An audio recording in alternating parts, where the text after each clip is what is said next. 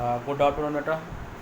हमने आपको इसके पहले फर्स्ट लेक्चर में वीडियो में मॉलिक्यूलर बेसिस ऑफ इनहेरिटेंस कुछ लोगों ने कहा था कि हमें Mendel's law blood group inheritance की वीडियो चाहिए।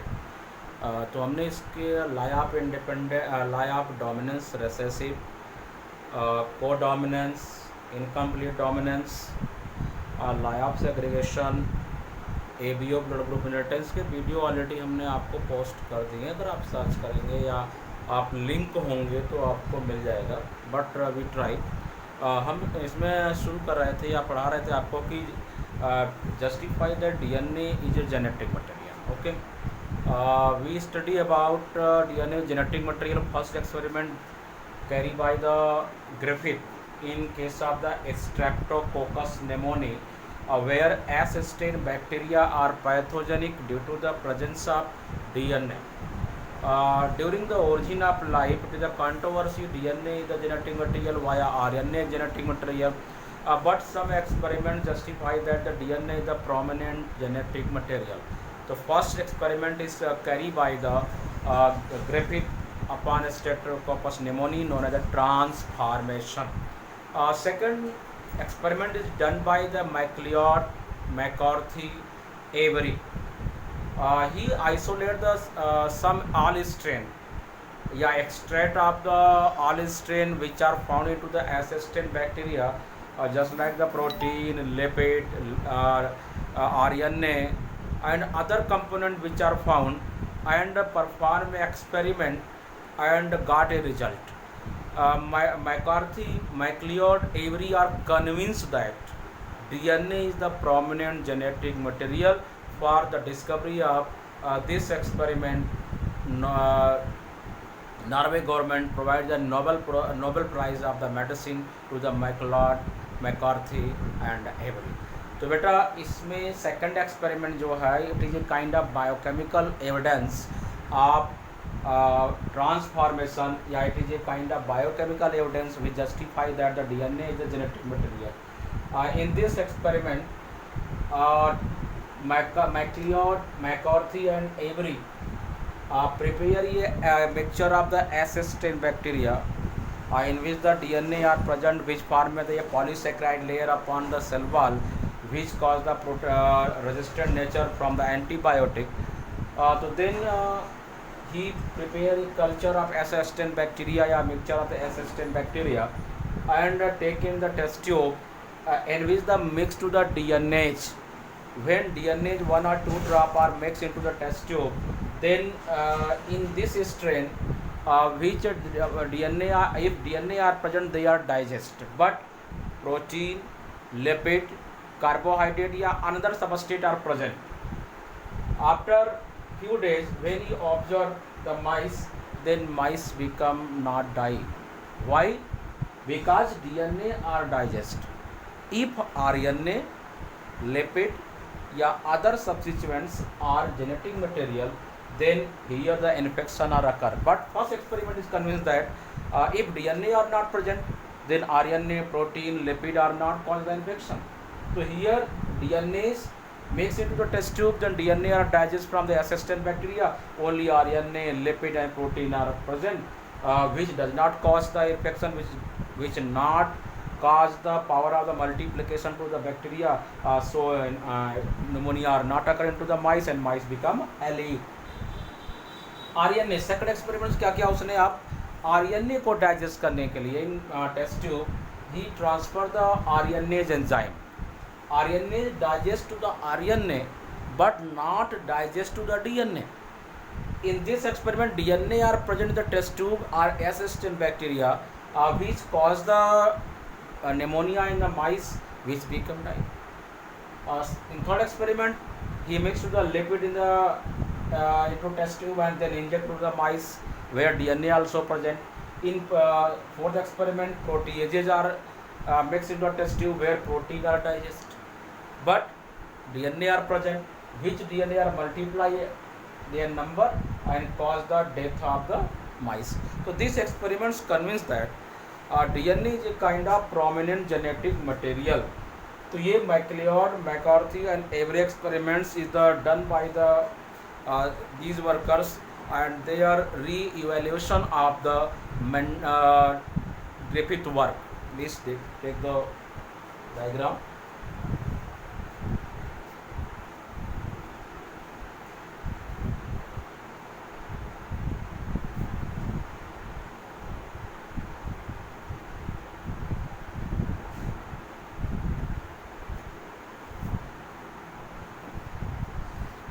ठीक है बेटा, देखिए इसके आगे।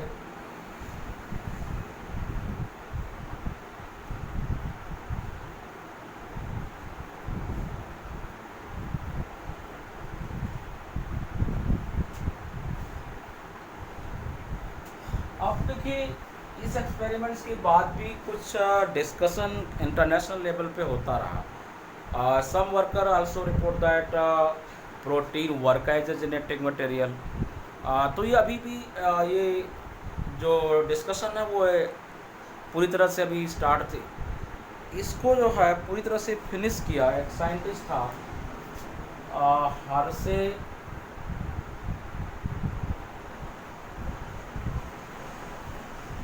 And chain experiment.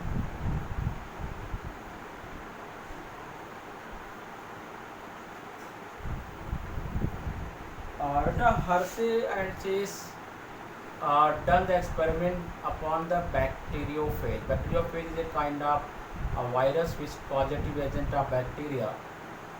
Generally, in bacteriophage, their genetic material contain the DNA, and this is the protein code. So generally, in protein, the sulfur protein, they contain the sulfur and DNA present of the phosphate. तो उसने क्या किया कि DNA को आप P32 से label कर दिया, labelled with P32 and the protein code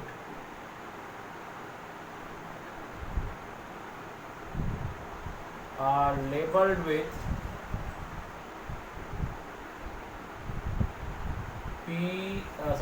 S35। और उसने एक्सपेरिमेंट्स में इसलिए फास्फोरस और सल्फर का यूज किया कि generally in case of sulphur some protein में सल्फर कंटेनिंग प्रोटीन्स होती है, उसमें सल्फर पाया जाता है। और फास्फोरस हमने बताया कि ऑलरेडी आपको फास्फोरस मिलेगा, तो फास्फोरस जो यहाँ पे रहेगा वो आगे ट्रांसफ़र होता या नहीं होता है। तो इसमें उसने क्या किया कि एक्सपेरिमेंट्स को आगे ले जाते हैं। तो पहला यहाँ पे होगा इन्फेक्शन, ठीक है, मतलब bacteriophage attack upon bacteria and by lysozyme enzyme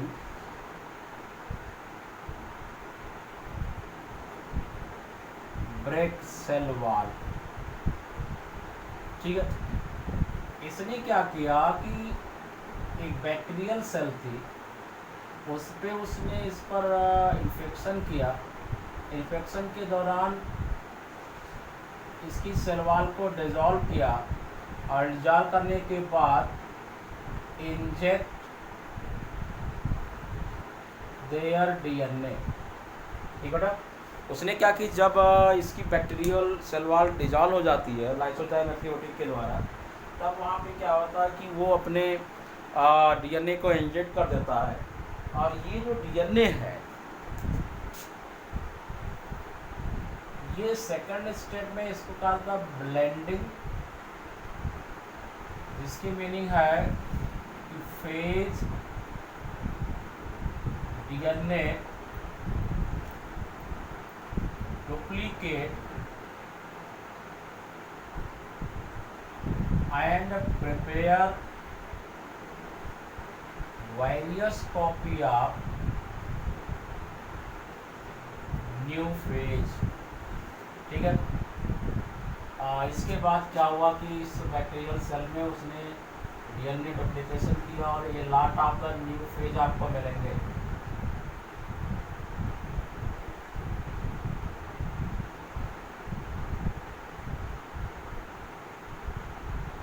the new phase.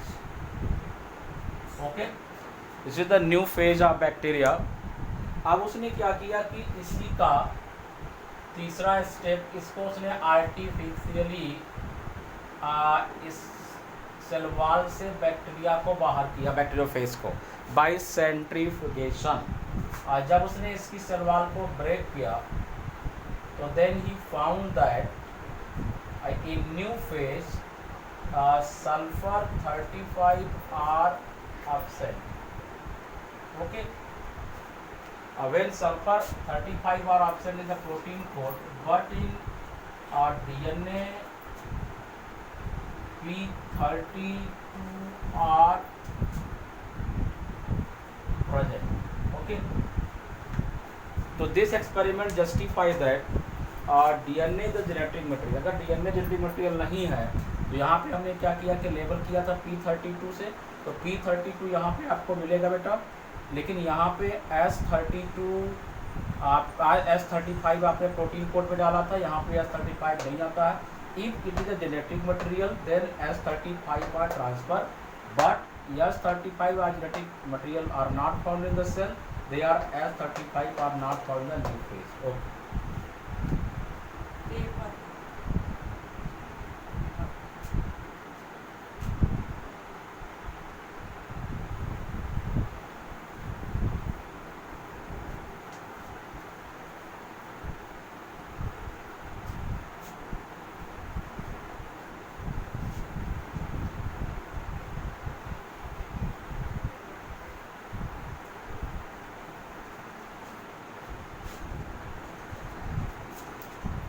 इसके बाद हम इसमें स्टार्ट करेंगे central dogma of molecular biology. Okay, central dogma molecular biology में एक फ्रेमवर्क दिया जाता है। इसमें DNA produce the DNA,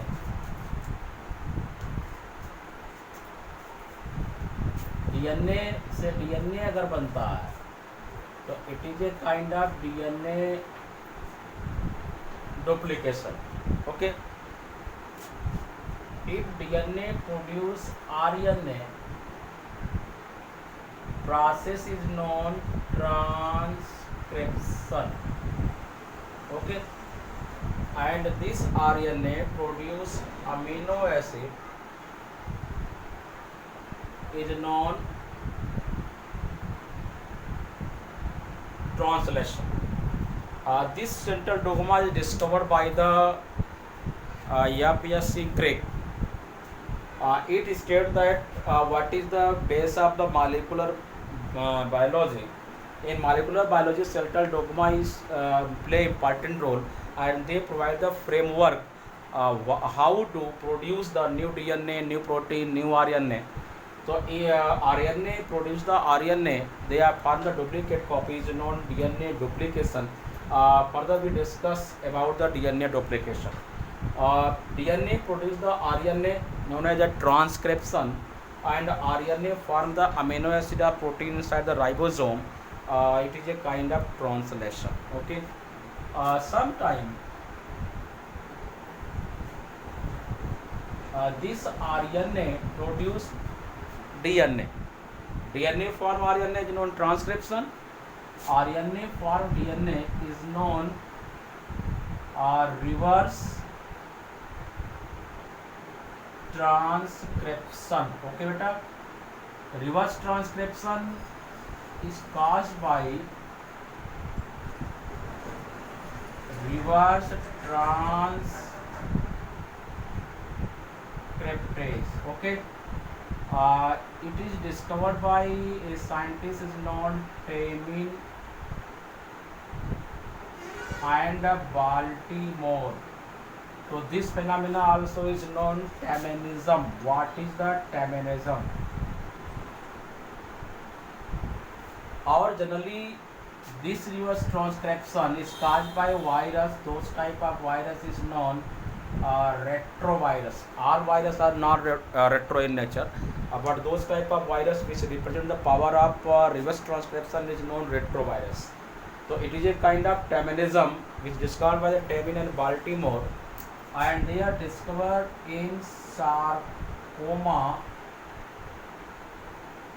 tumor virus. So first time sarcoma tumor virus identify the this type of framework where the reverse transcription occur, in which the HIV is a kind of retrovirus. HIV is a kind of retrovirus. So those type of viruses contain the capability to produce the DNA from RNA is known retrovirus. So generally three type of virus are popular. One is the adenovirus, which contain the DNA as a genetic material, and those type of virus which contain the RNA as a genetic material, and the virus which contain the power of transcription is known retrovirus. So generally three viruses are popular. Adenine, जिसके पास DNA है, they contain the DNA. Adenovirus, just like the nucleus of influenza viruses. RNA जिनके पास है, जैसे TMV Tobago mosaic virus आपने study किया होगा. Retrovirus इससे हमने नाम कहा HIV में. तो हमने सेंट्रल डोग्मा में फर्स्ट डिस्कस करेंगे DNA duplication.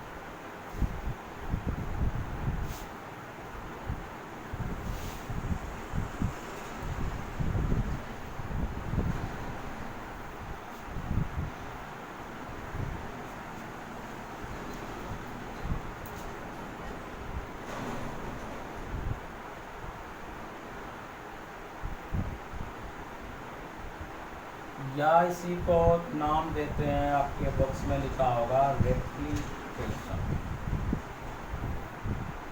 Duplicate means formation of homologous copy.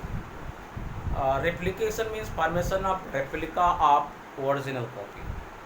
Only the formation of replica, which parental strand help in the formation of replica of another strand. अब ये क्वेश्चन राइज होता है कि what is the requirement of the DNA duplication inside the cell.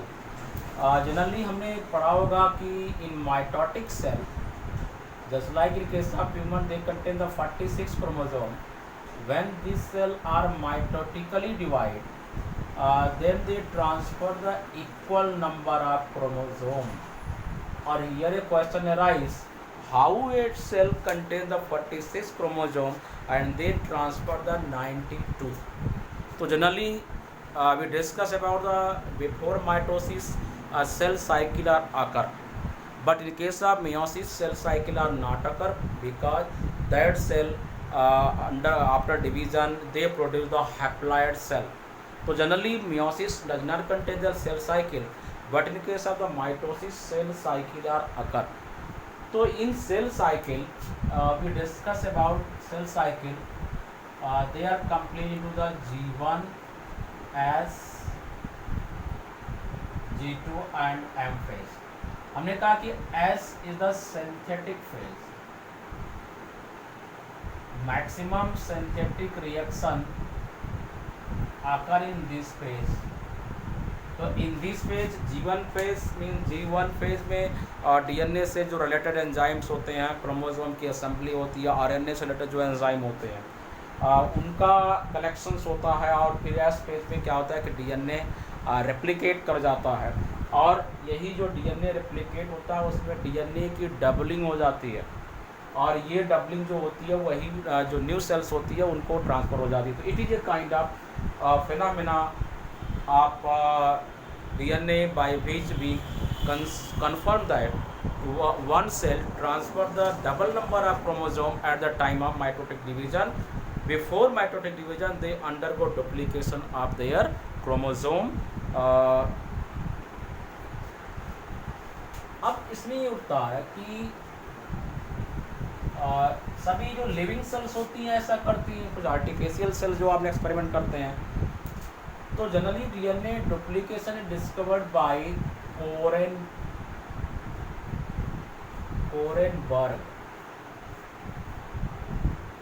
DNA duplication discovered by the Korenberg and RNA duplication is discovered by the Okawa. इसमें है बेटा type of DNA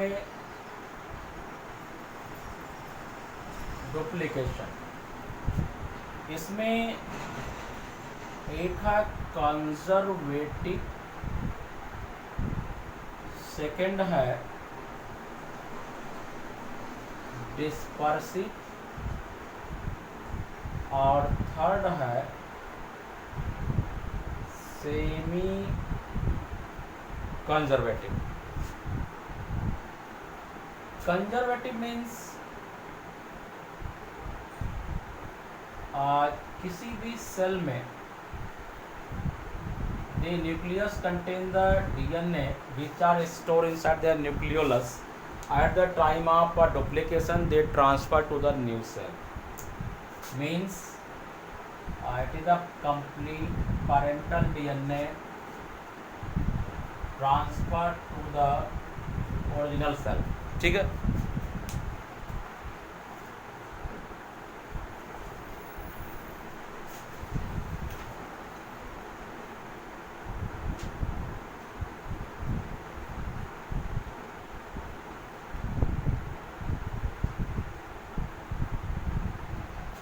तो इसमें कहने का मतलब ये हुआ कि अगर यहाँ पे डुप्लीकेशन होता है, सपोज दैट कि डुप्लीकेशन हुआ तो ये न्यू स्ट्रैंड बना, this is the new strand.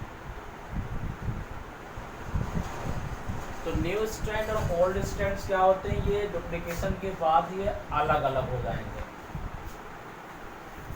तो it is the new strand,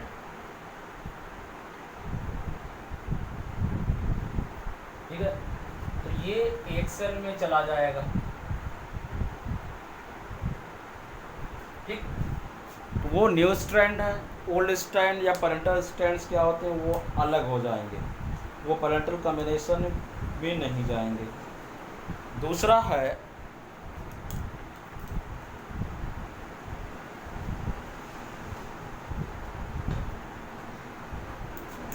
dispersive. Dispersive में जब डुप्लीकेशन साइकिल कंप्लीट होगी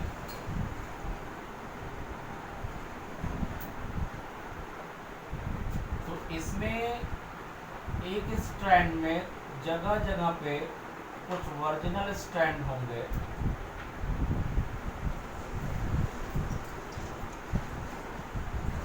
हमने आपको डॉटेड लाइन से दिखा रहे हैं। ये डिस्पर्स डीएनए है या डिस्पर्सिव डीएनए है, ओके। तो इसका मतलब ये हुआ कि इस प्रकार के कॉम्बिनेशन में अगर रेप्लिकेशन साइकिल चली जाएगी तो ओरिजिनल डीएनए के बीच बीच में जो कॉपी डीएनए आपने बनाया है वह बीच बीच में उसके साथ डिस्पर्स होगा। सेमी कंजर्वेटिव पे क्या हुआ कि जब कोई डीएनए डुप्लीकेट करता है तो डुप्लीकेशन में एक स्ट्रैंड न्यू बनता है, it is the newly strand, okay. ये डीएनए का नया स्ट्रैंड है। और जब ये सेपरेशन करेंगे तो सेपरेशन के बाद क्या होगा कि इनके साथ एक ओल्ड स्ट्रैंड होगा, एक न्यू स्ट्रैंड होगा। तो जब हम लोगों में डीएनए डुप्लीकेशन होता है और डुप्लीकेशन के बाद सेमी कंजर्वेटिव डुप्लीकेशन सबसे ज़्यादा सेल में पाया जाता है, तो मैक्सिमम क्या होता है कि one strand are parental and one strand are newly synthesized.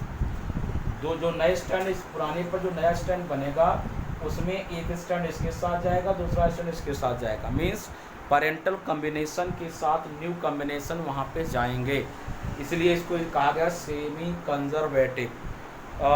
Conservative में हमने कहा कि जो जब डुप्लीकेशन साइकिल होगी इन केस ऑफ कंजर्वेटिव में, जो ओल्ड स्ट्रैंड के साथ न्यू स्ट्रैंड बनेगा, तो उस न्यू स्ट्रैंड के साथ जो कंजर्व डीएनए है, माने जो ओल्ड स्ट्रैंड है वो अलग हो जाएगा। कैसे देखें, सपोज दैट कि it is the old DNA और इस पर जो स्ट्रैंड बना ये न्यू स्ट्रैंड है, लेकिन जब ये अलग होगा तो ओल्ड स्ट्रैंड अलग हो जाएंगे और न्यू स्ट्रैंड अलग हो जाएंगे, क्योंकि इसी ओल्ड स्ट्रैंड पर ये डीएनए बन रहे हैं, ये देखिएगा, ठीक है। तो जब ये नई सेल बनेगी तो ये ओल्ड डीएनए अलग हो जाएगा और न्यू डीएनए अलग हो जाएंगे। ये कंजर्वेटिव में है। डिस्पर्सिव में हमने कहा कि जो न्यू डीएनए है वो ओल्ड डीएनए के साथ डिस्पर्स हो जाएंगे। सेमी कंजर्वेटिव में कहा कि यहाँ पर जब डीएनए इस पर नए डीएनए इस पर बन जाएंगे तो उसकी एक कॉपी पेरेंटल के साथ जाएगी, दूसरी भी पेरेंटल के साथ जाएगी। मतलब ये हुआ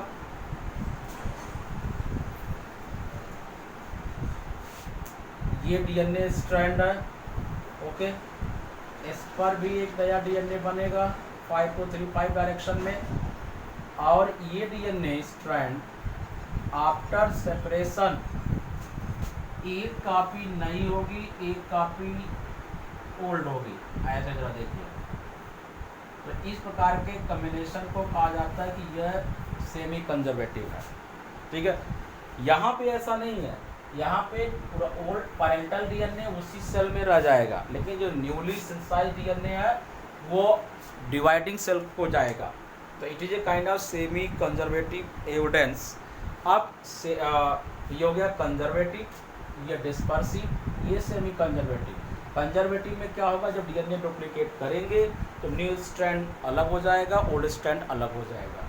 डिस्पर्सिव में क्या होगा, डीएनए डुप्लीकेशन के समय ओल्ड स्ट्रैंड में न्यू स्ट्रैंड जगह जगह पे आके फिक्स हो जाएंगे। सेमी कंजर्वेटिव में क्या होगा, एक नया स्ट्रैंड और एक पुराना स्ट्रैंड आफ्टर सेपरेशन वो वहाँ पे सेल में जाएंगे। तो सेमी कंजर्वेटिव को एक्सप्लेन करने के लिए कुछ एक्सपेरिमेंट्स किए गए हैं।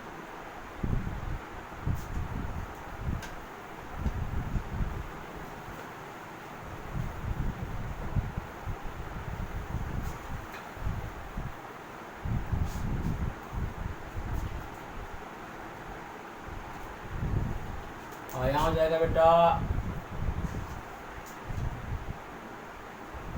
Evidence of semi conservative. इसमें एक्सपेरिमेंट है स्टॉल एंड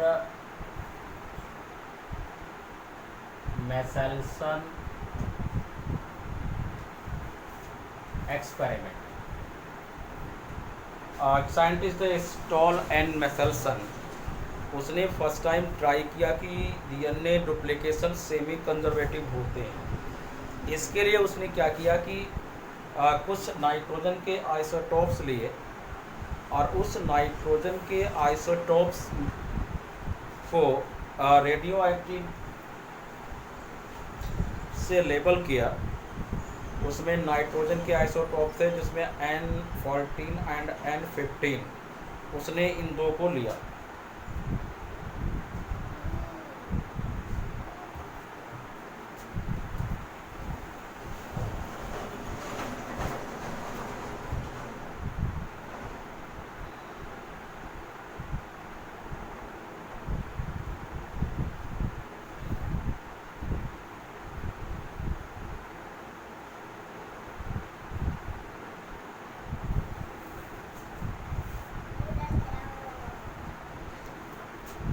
देखिए बेटा, दो डायग्राम इसके हैं। जैसे उसने क्या किया, ई कोलाई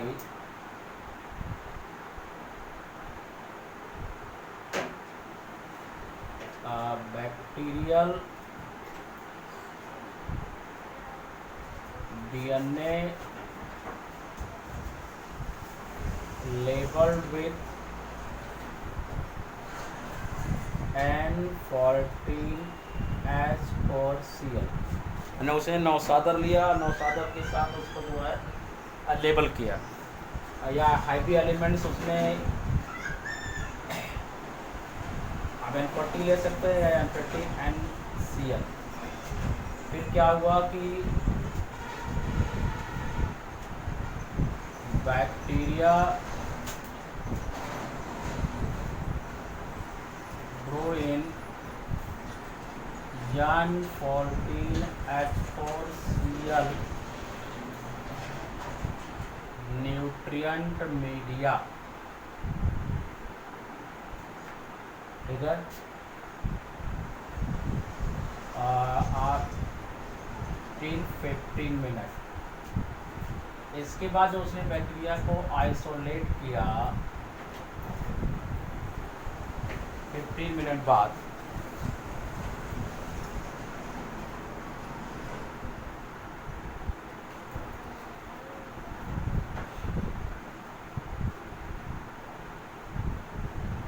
ठीक बेटा। यहाँ पे क्या हुआ कि अगर ग्रेविटेशन देखा जाए तो इसमें एक स्टैंड N40 का था। आप 20 में 50 मिनट या 20 मिनट भी ले सकते हैं। N40 एक स्टैंड था, दूसरा स्टैंड N15 का था। और जब आफ्टर 70 मिनट चले जाते हैं या 42 मिनट, आफ्टर 70 मिनट सेंट्रीफ्यूगेशन और ग्रेविटेशनल आइसोलेशन ऑफ DNA।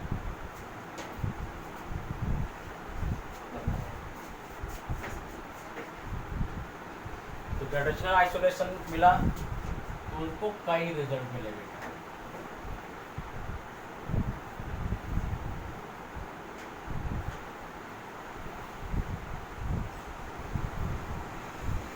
ठीक है, तो अब यहाँ पे जो रिजल्ट्स उनको मिलता है कि जो ऊपर की ये स्ट्रैंड है बोथ कंटेन द N14, नीचे के दो स्ट्रैंड है वो N14। यहाँ पे देखा गया कि N14 N15 के दोनों स्ट्रैंड हैं, इसमें भी देखा गया N14 और N15 के दोनों स्ट्रैंड हैं। आप ऐसे आप देख सकते हैं कि जब इसका ग्रेविटेशनल सेंट्रीफ्यूगेशन किया गया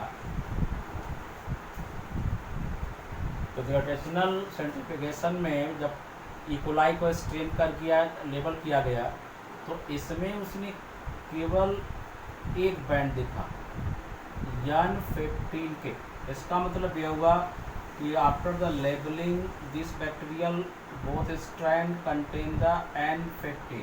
ओके बेटा, जब इसको 20 मिनट्स के बाद या 15 मिनट के बाद ग्रेविटेशन किया गया तो ग्रेविटेशनल फोर्स में जरा देखें, जहाँ पे दो स्ट्रैंड आए, one is the N15 another is the N14।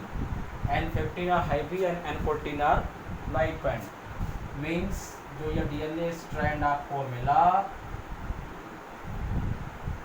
One is the N14 and one is the N15। After 70 minutes अगर देखा जाए तो उसमें कई रिजल्ट्स ग्रेविटेशनल फोर्स में आपको मिलेंगे। यहाँ पर एक में तो मिलेगा कि ऑल बैंड आर N14। दूसरे में उसने क्या देखा कि कुछ स्ट्रैंड N15 के हैं, कुछ स्ट्रैंड N14 के हैं। फिर सेकेंड एक्सपेरिमेंट का जब उसने उसको आइसोलेशन किया तो same result N15 and N14। फिर क्या हुआ, नेक्स्ट रिजल्ट में सेम रिजल्ट ऊपर की तरफ N14 के सारे बैंड्स। तो सेमी कंजर्वेटिव, सेमी का मतलब हुआ कि हाफ, माने एक स्ट्रैंड कहीं न कहीं पेरेंट से होकर जाएगा। मीन्स अगर डीएनए डुप्लीकेट हो रहा है, अगर ये स्ट्रैंड डीएनए डुप्लीकेशन में इंटर कर रहा है और दोनों स्ट्रैंड पर नए न्यूली डीएनए बन रहे हैं, जरा ध्यान से देखिएगा, it is a new strand. तो होगा क्या कि आफ्टर सेपरेशन एक ओल्ड स्ट्रैंड इसके साथ जाएगा और एक न्यू स्ट्रैंड जाएगा। इसी प्रकार के डुप्लीकेशन को हम कहते हैं ये सेमी कंजर्वेटिव है। तो this experiment is the most important for your board exam. ये 5 नंबर में ये क्वेश्चंस अक्सर पूछे जाते हैं। तो एस्टालर मेसेल्सन एक्सपेरिमेंट जस्टिफाइड है। आप ऊपर का बनाएंगे या तो नीचे का बनाएंगे, दोनों डायग्राम आप सेम नहीं बना सकते। या तो इसको एग्जाम में दिखाएंगे या इसको दिखाएंगे कि E coli bacterial DNA are level with N13H4Cl and then grow into the NH4Cl nutrient media. तो यहाँ पे सारे डीएनए जो लेवल किया तो N15 दिखाएगा। यहाँ पे जब 20 या 15 मिनट बाद आप जिसको ग्रो करने के बाद इसके डीएनए को बाहर निकाल रहे हैं, वहाँ पे आपने देखा कि 2 स्ट्रैंड N14 N15। और जब इसका 70 मिनट्स के बाद आइसोलेशन करते हैं तो मैक्सिमम 3:1 जिसको आप कह सकते हैं। मेजॉरिटी और 70% या 75% जो रिप्लिकेशन है वो सेमी कंजर्वेटिव रिप्लिकेशन है। तो this experiment explain the semi conservative nature of DNA duplication. ठीक है बेटा। अब डीएनए डुप्लीकेशन में एक एक्सपेरिमेंट है जे कैरेंस का, जे कैरेंस ऑटो रेडियोग्राफी एक्सपेरिमेंट। थोड़ा सा आप उनको देख लेंगे।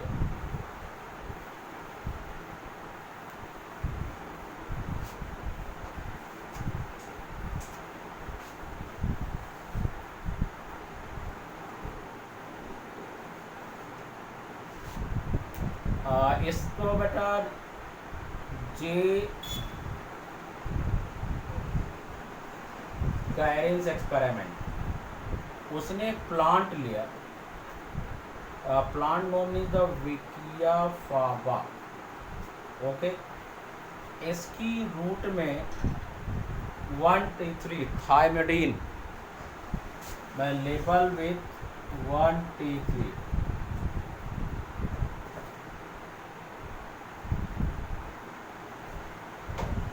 ठीक है, रेडियो आइसोटोप।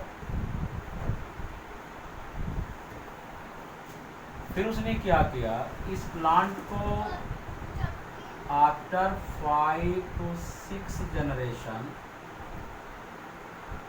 इसकी रूट का उसने जब ऑटो रेडियोग्राफी किया तो there DNA contain level of 1T3।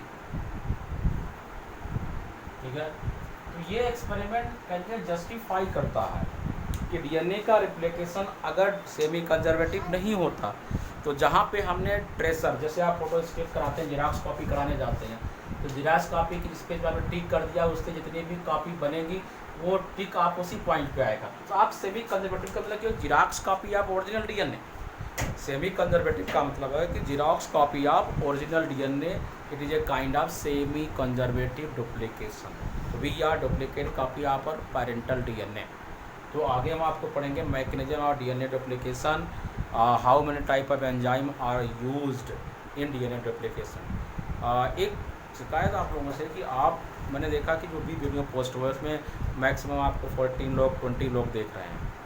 देखिए बेटा, आपके पास जो टाइम है वो बहुत कम। आप ये सोचते हैं कि हमें फिर से बहुत अच्छे से पढ़ाया जाएगा, तो टाइम बहुत कम है, क्योंकि कोरोना ट्रेजेडी के कारण जो है आपकी क्लासेस जो भी चलेंगी बहुत स्पीड से चलेंगे, क्योंकि आपके पास टाइम नहीं है। इसलिए जो फुली पोटेंशियल से आप वीडियो ज़रूर वॉच करिए, उसको देखिए। आप बुक्स आपके पास ना हो, बुक्स आप परचेज करिए, नोट्स बनाइए, जो नहीं आता उसको क्वेरी कीजिए। 11th क्लास आपने जैसे था वैसे आपने पास किया। अब यहाँ पे आपके परसेंटेज बनने हैं, तो प्लीज़ वीडियो को ज़रूर देखें। जो चीज़ नहीं आती है, मैंने आपको कहा कि आप ऑनलाइन लेक्चर में आ सकते हैं या ऑनलाइन भी आप उसको पूछ सकते हैं अगर चीज़ें नहीं समझ में आती तो, क्योंकि एक साथ लेने पर सर्वर की प्रॉब्लम है, उतना बड़ा सर्वर है नहीं कि आपको लिया जाएगा, ठीक है। तो आप जो भी प्रॉब्लम है, हम आपको मॉलिक्यूलर बेस पढ़ाने के बाद अगर आप चाहेंगे तो रिप्रोडक्टिव हेल्थ और सेक्सुअल रिप्रोडक्शन इन ह्यूमन वो भी पढ़ा देंगे। हमने सोचा कि जेनेटिक्स टाइम लेकर थोड़ा सा आपको पढ़ा दिया जाए कि जेनेटिक्स आपको समझ में आ जाए, ताकि क्लास में जब डिस्कशन हो तो आपको मिल जाए। इसलिए मैंने वहाँ पे आपको सेक्सुअल रिप्रोडक्शन फ्लावरिंग प्लांट केवल पढ़ाया, रिप्रोडक्शन ऑर्गेनिज्म पढ़ाया। और आप अगर सोचते हैं कि नहीं सीक्वेंस में सीक्वेंस पढ़ा दें, ओके ठीक है, थैंक यू।